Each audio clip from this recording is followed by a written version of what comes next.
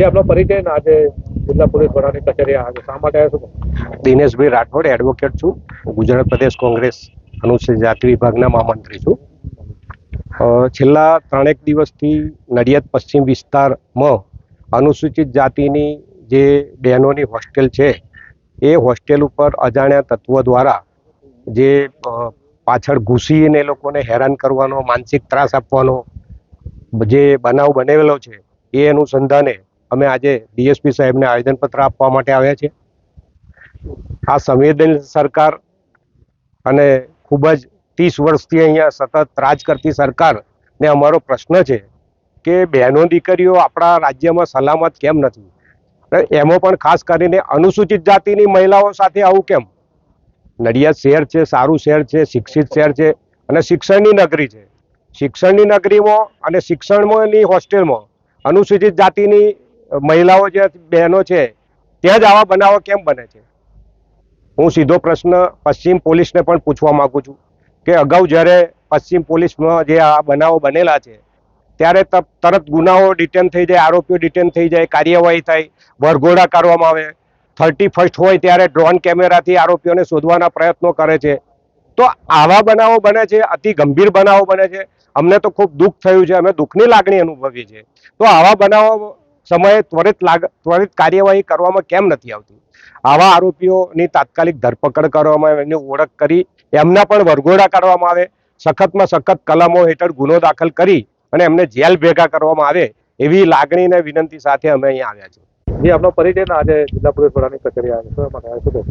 મારું નામ એડવોકેટ પારુલ મકવાણા છે. નડિયાદ કોર્ટમાં પ્રેક્ટિસ કરું છું. અહીંયા અનુસૂચિત જાતિની બહેનો જે અત્યારે હોસ્ટેલમાં રહીને અભ્યાસ કરે છે તેઓને ઘણા વખતથી હોસ્ટેલમાં કંઈક બેદરકારી ચાલી રહી હોય, પાછળથી કોઈ લાઇટ મારતું હોય, પથ્થર મારતું હોય એવી રીતની કમ્પ્લેન હતી, જેમાં કોઈ પણ ધ્યાન દોરવામાં નહોતું આવ્યું. હાલ એ બાબતની જ્યારે એ લોકોએ વાંધો ઉઠાવ્યો છે એવા સમયે અમે એમને સમર્થન આપવા માટે આજે એસપી સાહેબને આવેદનપત્ર આપ્યું છે.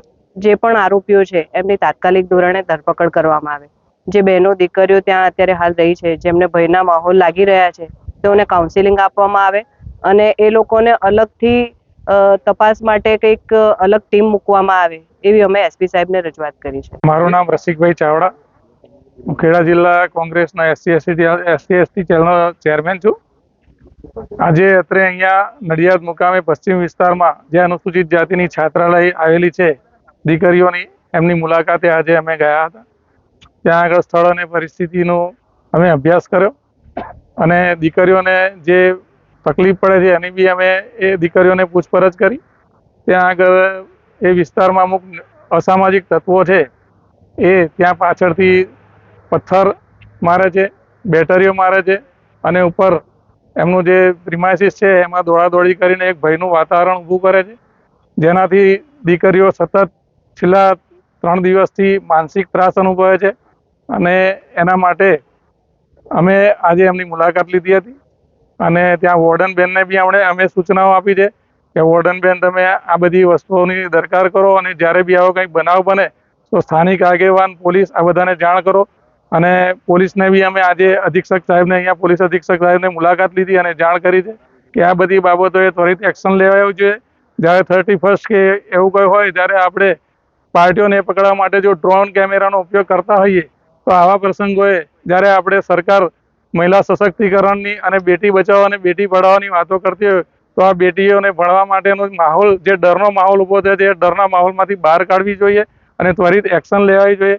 એ રજૂઆત અત્રે અમે પોલીસ અધિક્ષક સાહેબની પણ કરી છે અને જે ત્વરિત એક્શન લેવાય અને જો આ હવે આગળ પછી આવું કંઈ બી વધારે પડતું થશે તો અમે જલદ આંદોલનો કરીશું.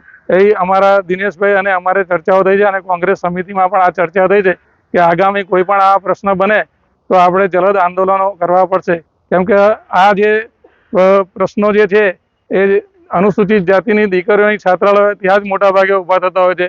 એટલે દલિત દીકરીઓના સન્માન માટે અને એના રક્ષણ માટે પોલીસે બી તત્પરતા દર્શાવવી જોઈએ. My school is one such future ready school where I understand each and every concept taught in the class and don't rote learn, where teachers don't just use books and blackboard to teach but use new ways of teaching and learning like audiovisual learning, activity-based learning, and group activities, which enhances my conceptual understanding. My school also teaches coding, which is an important 21st century skill. Not just that, I get an opportunity to showcase my skill on a national platform. And with all this, I acquire important skills that make me future ready and confident. Would you also like to know where is my future ready school? Visit now and see for yourself.